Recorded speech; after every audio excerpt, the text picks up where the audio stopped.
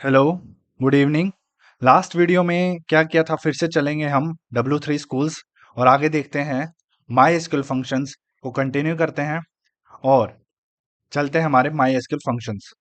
My SQL functions में सबसे पहले हम कर रहे हैं स्ट्रिंग फंक्शंस और इसी लाइन में हम कर चुके हैं मिड फंक्शन तक। अभी हमें करना है पोजीशन फंक्शन। क्या होता है position function? The my SQL position function, ये भी क्या है, एक स्ट्रिंग फंक्शन है। ठीक है, क्या बोलते हैं ये? The position function returns the position of first occurrence of सब string in a string.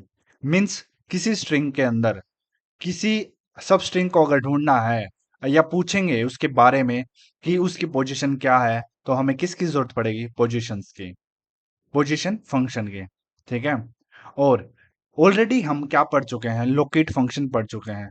Locate function भी as it is position function की तरह काम करता है, लेकिन पोजीशन फंक्शन की भी वीडियो बनाने का मेरा मेन मोटिव यही है कि हर फंक्शन का डिफरेंट डिफरेंट सिंटेक्स होता है।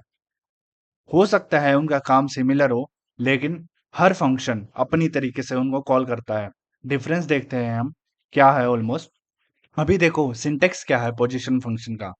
पोजीशन पैरेंथेसिस स्टार्ट करेंगे, सब स्ट्रिंग इन स्ट्रिंग। मीन्स यहाँ पे पोजीशन फंक्शन जो है वो दो पैरामीटर यहाँ पे ले रहा है। एक पैरामीटर है सब स्ट्रिंग, दूसरा पैरामीटर है स्ट्रिंग।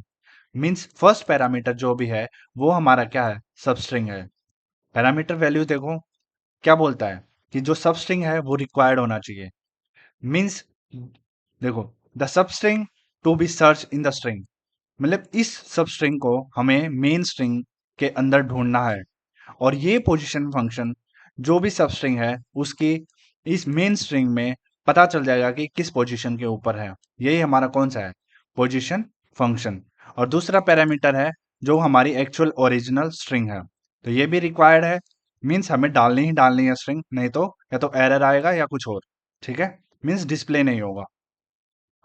तो इसका एग्जाम्पल देखते हैं हम एक बार, इन्होंने क्या दे रखा है W3 स्कूल्स ने। एग्जाम्पल ट्राई करके देख लेते हैं।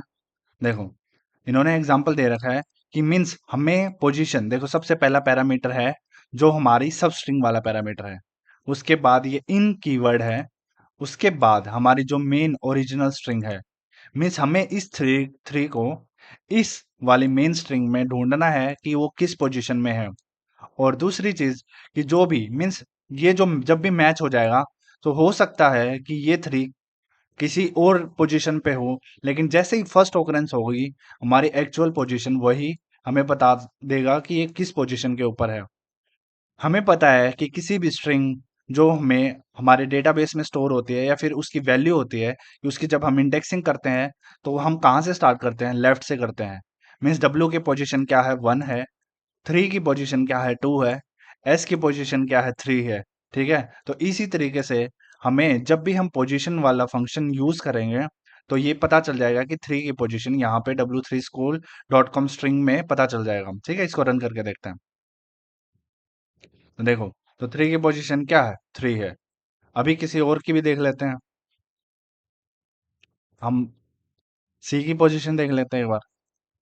तो सी की पोजीशन क्या है, सी की पोजीशन देखो, सी एक यहाँ पे भी है और एक यहाँ यहाँ पे भी है। इसकी है पोजीशन 4।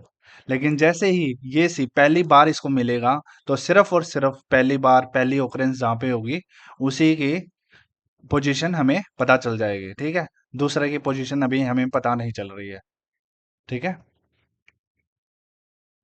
उसके बाद जैसे ही इनका डिफरेंस देखते हैं एक बार, लोकेट का और पोजीशन का। ऑलरेडी आप लोगों को मैंने लोकेट फंक्शन कराया हुआ है, तो देखो इसका कॉलिंग फंक्शन अलग तरीके से है। यहाँ पे ये 3 पैरामीटर्स ले रहा था, सब स्ट्रिंग ले रहा था, स्ट्रिंग ले रहा था और स्टार्ट पोजीशन ले रहा था। जिसमें से स्टार्ट क्या था, ऑप्शनल था, मीन्स हम लगाएं या ना लगाएं। लेकिन यहाँ पे सब स्ट्रिंग कोमा लगा के स्ट्रिंग ये लोकेट फंक्शन कॉल कर रहा था।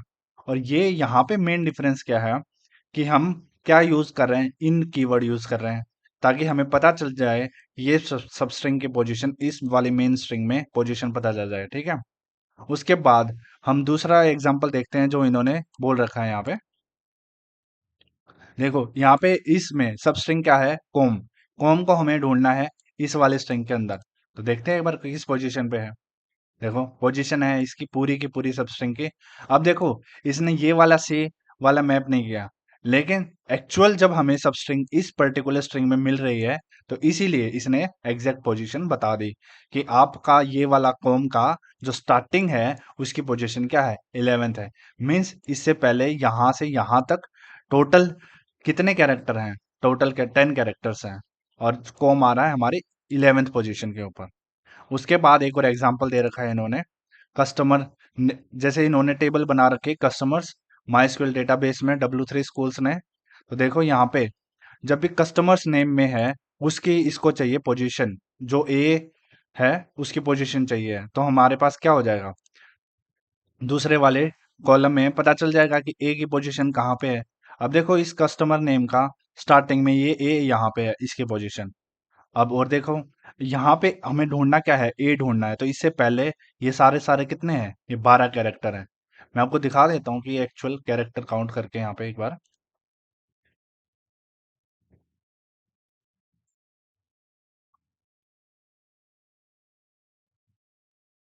ठीक है, कितने कैरेक्टर हैं, 12 कैरेक्टर हैं। ठीक है, उससे पहले तो यही है 12 के बाद, और ये हमारा क्या है, ए की पोजीशन कितने नंबर पे है, 13 पे।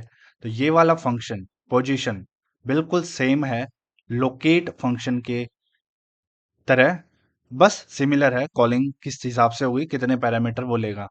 नेक्स्ट वीडियो में हम देखेंगे रिपीट फंक्शन। तब तक आप मेरी वीडियो को लाइक कीजिए। थैंक यू, जय हिंद।